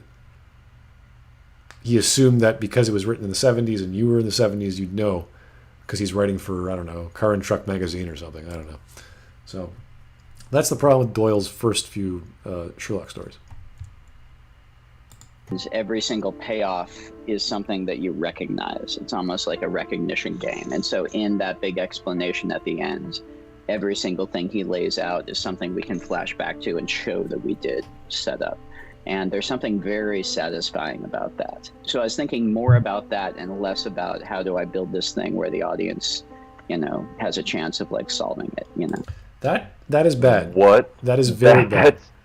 That's stupid. That's a terrible way to, like, even me who doesn't really write or read much in the way of murder mystery, but you have to at least learn the conventions and the form of the genre you're writing in. Yeah, before you begin writing, you should already know who done it, and you sort of leave that to the side and say, okay, I'm going to flesh this out later because I know I'm going to showcase the plots and clues in its own way, and then I'll add that to the end after I've done my deductions, because you have to be, as the writer, the detective, okay? So you have to wrap your brain around this whole puzzle that you yourself have created. It's very simple. You paint a picture of who done it. You cut that picture up into little, you can do it literally, the puzzle pieces. You jumble them up. You say, okay, I'm going to introduce this puzzle piece in chapter 2. I'm going to introduce this puzzle piece in chapter 4. And that's how you do it. And you explain them, you hide them, you obfuscate them, however you want. So by the end, you already know who's going to do it. You just, oh, yeah, I've already drawn this picture. I can have Poirot or whoever describe it any way he likes because I already know how the deduction is going to work. So for him to say that tells me he doesn't know how to write a murder mystery, and he's doing this just for effect. He liked watching the BBC Agatha Christie stories for the denouement at the end, where Poirot goes through everyone's life story, figures out who they are, and he liked that drama. He liked that effect. That's it. That's what I'm getting from this. And it's kind of scary. Because there's a certain... Now, maybe there's other ways to write that style. I'd like to know. But if your focus is the thing you should have known from the beginning of your story, you're doing it wrong. I'm sorry. There's a different way to write detective fiction than there is to write any other style genre. So I actually have like a 1.5 minute video about George R. R. Martin's take on mysteries, where he says you don't bring out like random plot elements in his take on it. If we want to watch that as like a palate cleanser by comparison. Sure, 1 minute, we can do that. Yeah. Hey, we got 1 minute left anyways, may as well. Let's go. A much more useful place to write is not thinking in some meta way of where the audience's head is going to be, but really entirely thinking through the eyes of the characters that we're... I would partially disagree. Yeah. He thought in a meta way all throughout Last Jedi. The thing with the murder mystery genre is you do actually have to consider, what is my audience thinking right now? Do they have all the information I gave them? Because if not, you screwed up. So every chapter, you have to say, okay, after chapter 1, I told them about clue number 4. After chapter 2, I told them about clue number 3. And you keep going. And if not, then you have to go back and illuminate those clues even more. So you really have to be on the ball with your narrative and the meta. You have to do both, actually. They should be equal. The narrative and the meta-narrative should be exactly the same. The difference is how much filler do you put in to obfuscate. You don't want to be too much. You don't want too much side crap going on, right? You want just enough to make it feel like everything's happening normally. We're seeing the story through. So I think I would go a little crazy if I started doing all the math of what is the audience going to be thinking. It's much more, okay, what is Marta thinking? I would partially agree with that, because you want to get into, if he's talking about the Agatha Christie style, they focus on the psychology. So once you get the psychology, you get motive, you get why they're doing things, and that fleshes out the mystery that way. But that's just Agatha Christie. There's other styles of detective fiction that focus on the evidence or focus on the deduction. or the relationships. So Agatha Christie was mostly psychology, which was just her style. Again, there's other styles. You could do all three. It's up to you. I got a couple like trusted friends that I show it to every time. My producer is someone I show it to, and then just writer friends, really. You know, people that you can like get that will really be honest with you, because you want brutality in that face. You don't want brutality. Oh, like you want Ryan wants brutality fucking in that brutality. face, you know? And then it's just Mister, working it I don't over believe and there's over a and over single again. fucking criticism And about just the trying to, Last Jedi. just simplify, and just. But you know, it sounds like you're a writer. You know, it's like the tough balance is always you get notes from people and you realize trying to parse out with a very small sample size what notes you want to, what notes you need to get in there and do changes for, and what notes are, you know, either personal preferences or quirks or how the person was feeling that day. That's the part that like I feel like you never quite figure out. You always kind of just got to do your best, you know. Hey, this is Nehemiah Jordan, the creator of Behind the Curtain. Okay, well, that was illuminating. Not the greatest reveal of how he went about creating the movie. I'm sure I'm sure that's not all the tricks and techniques of how to write a murder mystery for screen. I think that was unprepared, so he was just saying as best he could. I'm going to give him the benefit of the doubt, but a lot of the stuff he did talk about was a little questionable. Mm-hmm. It's Rian Johnson. He's always questionable. Yeah, I would concur with that. All right, did you want to show us a video there, Dunn, or was there something you want? Yeah. I put it in the Smudcast chat. Right. Shall I put it in the watch together, or? Let me do it. I can do it if you want. It's all right. Yeah, it's like 1 minute long of just how like George R. R. Martin writes mystery is. Hope they expected, and Jon Snow has always been the hero, the one who's been the savior, but it just didn't seem right to us for this moment. And then the other one was, of course, I have certain things that I'm laying clues for, that there'll be revelations later on. Some people had put together those clues even as early as 1998 and are adding things together.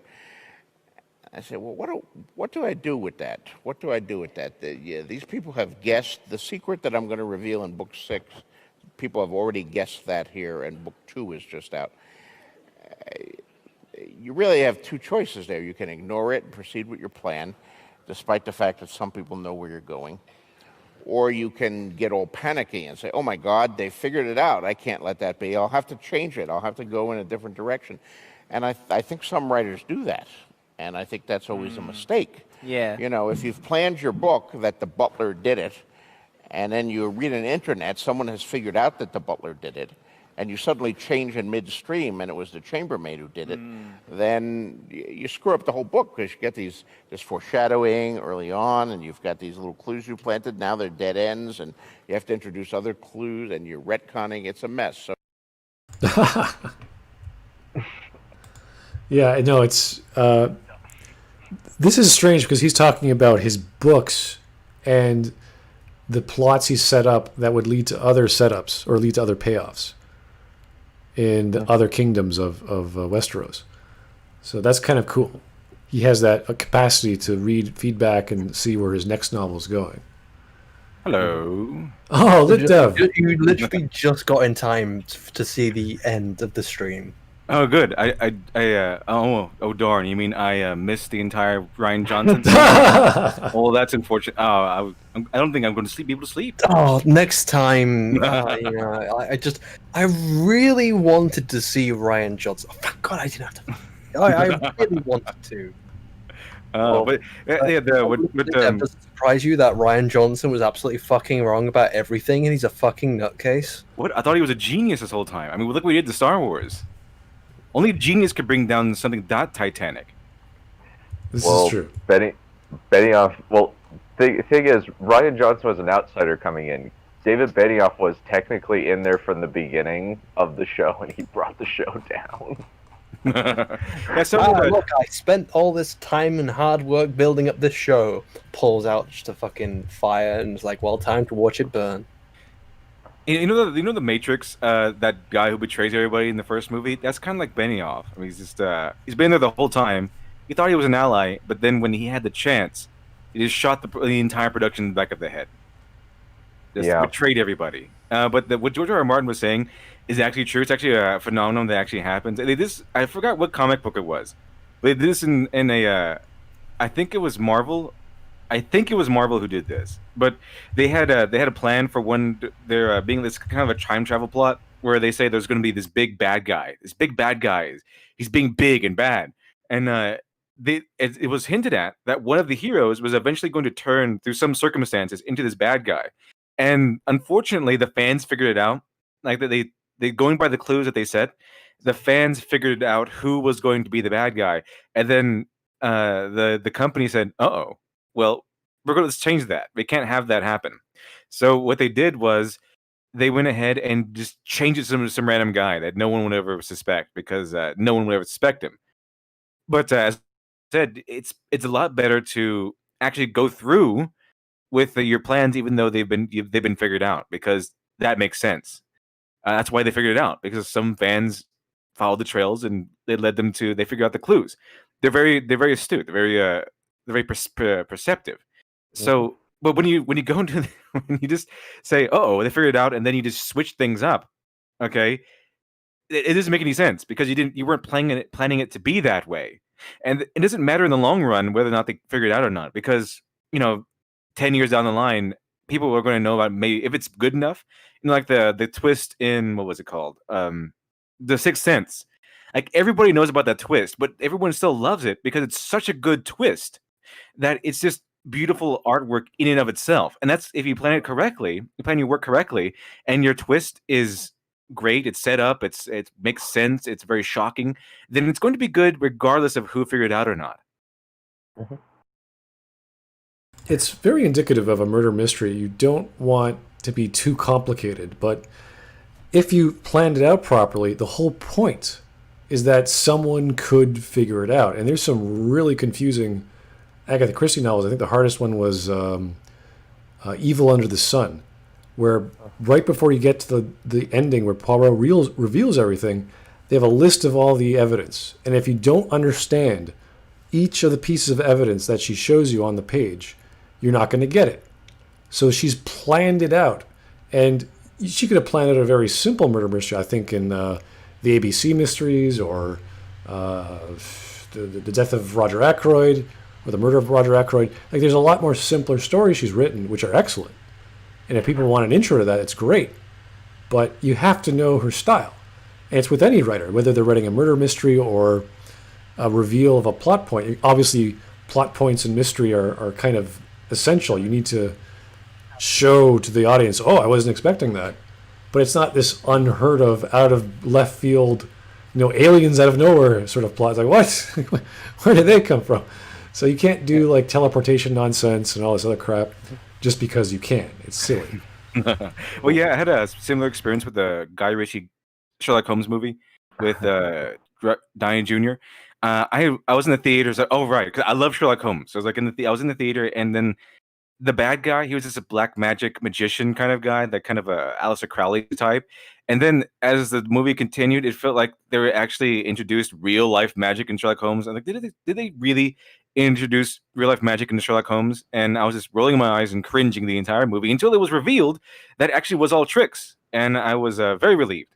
I was very relieved. It was a good twist for me at that time, and I go back and watch it, and it's still very enjoyable. So even though well, that's what I would expect in Sherlock Holmes. That it would all be tricks rather than actually be magic. Because the thing about Sherlock Holmes is that they're all about explaining everything. Exactly. But mind you, some of those things were total BS in some respects. Yeah, they kind of are. But they still kind of explained it. Steampunk.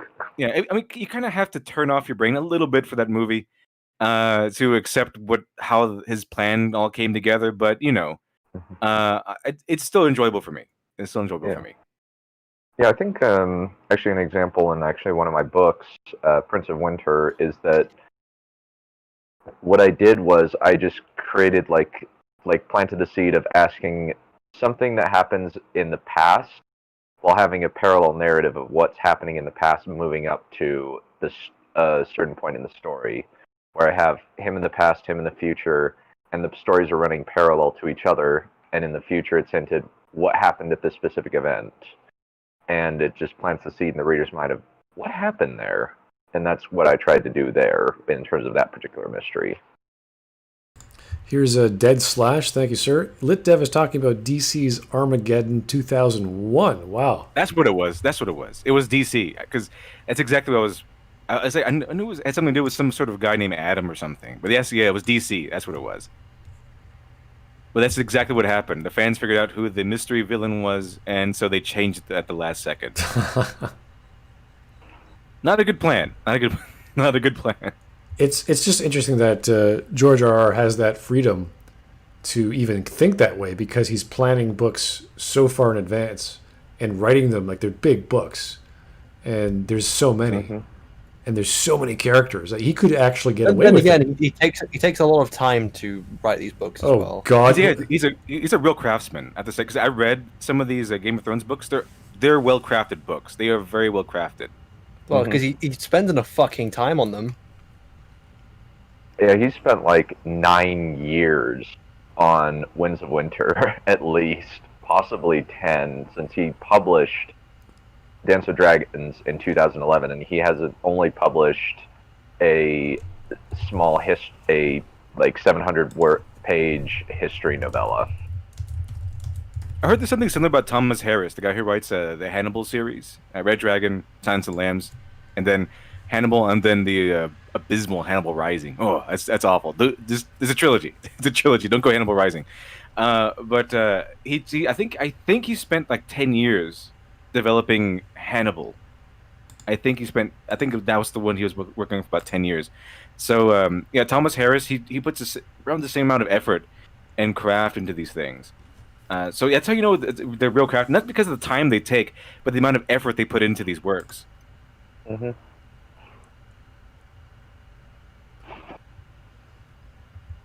So we're assuming he'll get Winds of Winter done this decade. Assuming. Yeah, he's in no rush. I mean, remember when the show came out? I was like, oh, we got to read all those books. And they were like, hey, when's the last time he published a book? It was just like 7 years ago. Yeah, because I heard one reviewer I do like is SF Debris, and he actually mentioned Game of Thrones because I think he did a review on the show, and he mentioned reading like the first book many years ago, a long time ago, and in like some sort of fan magazine or something, and it's been that the Game of Thrones has been around for a good long time. It's an old series. Yeah, it's been around for 30 years. I think the first book got published in like somewhere between 1990 and 1993. And like there was like 3-year gaps between each of the other books until Feast for Crows and Dance with Dragons, which was a 7-year gap.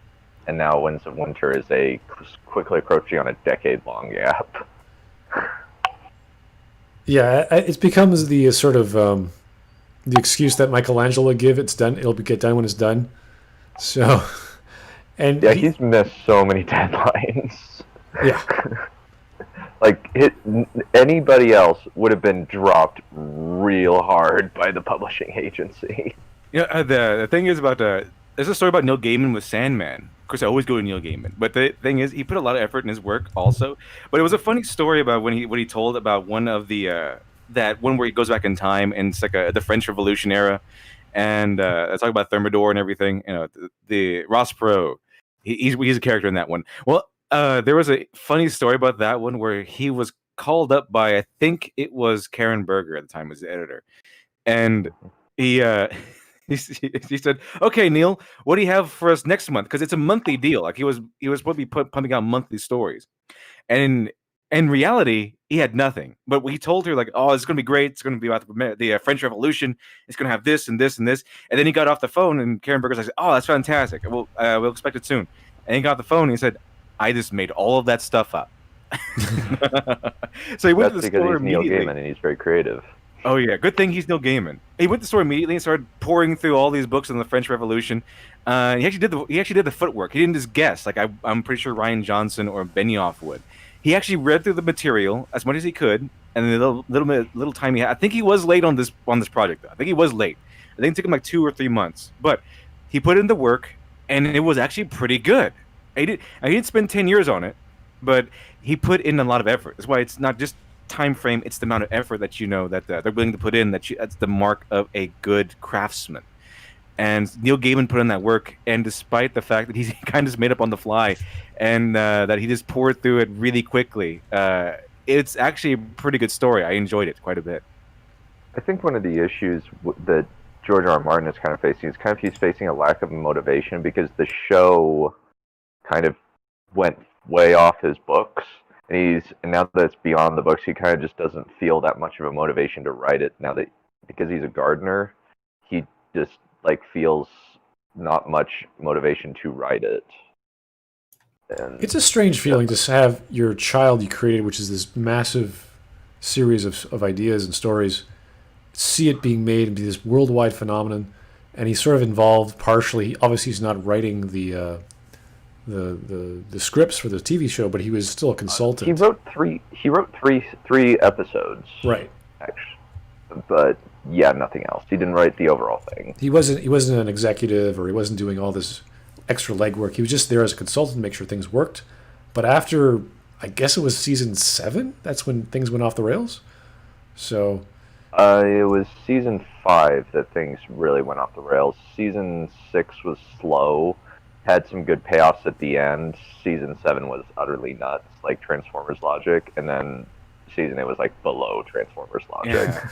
Here's the thing too. I have a normie friend who, and I say that in comparison to me, who's just into the stuff where he's not really into the stuff, where he's not. If it's a movie, it's a good movie. He's going to enjoy it.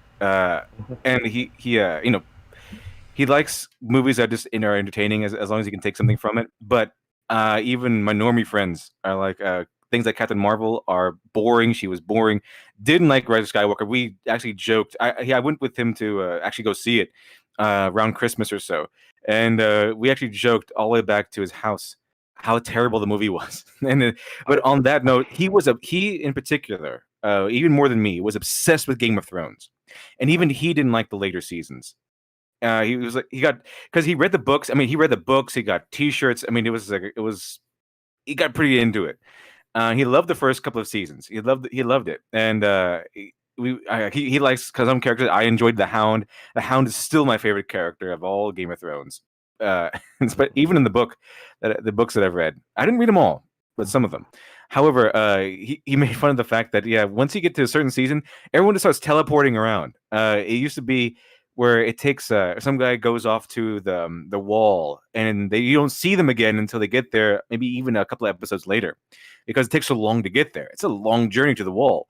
But then you get to some other seasons and teleport. Yeah, people just teleport where they need to be, so they just kind of move them. I think from the civilization to the wall is 1,000 miles or something. It takes a while to get there. Everyone just teleports. George R. R. Martin actually actively threw shade at the show, both on Twitter and in his book Fire and Blood, where he said no, a dragon can't go over the wall. That's impossible. Good. George R. R. Martin, you get him. You get him, sir. Though I think my favorite one wasn't the wall supposedly formed by dragons? No, the wall is an ice thing that was built by Bran the Builder, utilizing giants and ice magic of some type. I was told it was dragons, but okay. But I trust you over what I've just heard. Yeah, I don't know how you would form the weird thing. Even in the timeline, there were reports of dragons in Westeros, but they're inconclusive because it's thousands of years in the past. And the first dragon taming civilization was at least 5,000 years after the wall was built. Tyler Preston said thoughts on George R. R. Martin's Wildcard series. The anthology of superheroes. I've read about that one. I actually have some of them. I just haven't read them yet, but I've heard they're very interesting. Yeah. I do think that my favorite thing of him throwing shade was somebody asked him about the show, what he thought of Game of Thrones. He says, "I don't have time for TV." But what made it better was 2 days after he said, "Wasn't the finale of The Last Kingdom amazing?" He's like Alan Moore. Alan Moore says this about the adaptation of his comic book. They're all trash and stuff. So George R. R. Martin, Alan Moore, they're kind of the same mindset. This is awful. Though I imagine that George R. R. Martin doesn't necessarily drink the blood of a baby giraffe and then fly out of a window spouting flame out of his anus. No, he's not that cool.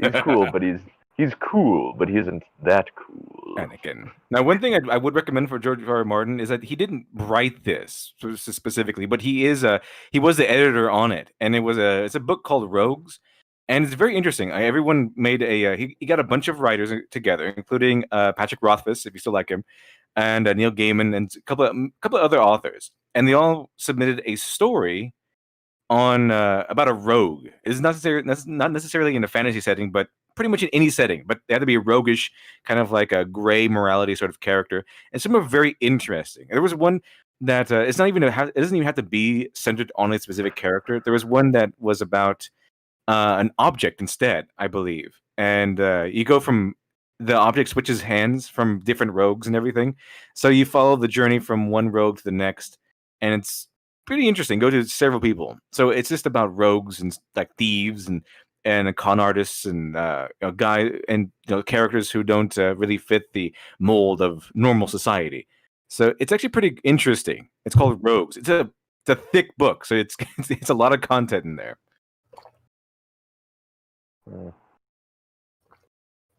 Okay, folks, is there anything else you wanted to talk about? I think we're good for this stream. Anyone else? Mm-hmm.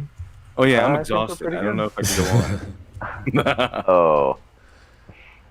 Yeah, that video from Rian Johnson was a little hard to digest. I'm still sort of thinking about what he was talking about, but he went from Columbo to Hitchcock, and you're like, oh, come on, dude. No, he touched Columbo? Oh no. How'd that go? I was just shaking my head. How do you combine a reverse murder mystery into a murder mystery where the middle part is about Hitchcock? I just like, what are you talking about, sir? Just stop it. Usual murder mysteries are whodunits. Columbo is how do you get him? Yeah. It was painful. But hey, it wasn't a complete loss. He did say some interesting things. He did sort of recommend that, just keep making art, whereas Neil Gaiman says keep making good art. Rian Johnson's like, no, just pump out whatever you got. Just do it. You're like, okay.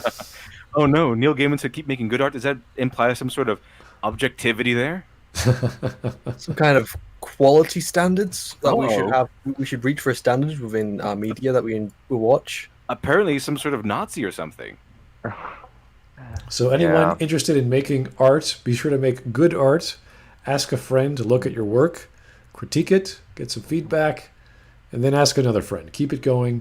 Make sure you keep pumping out whatever you love doing.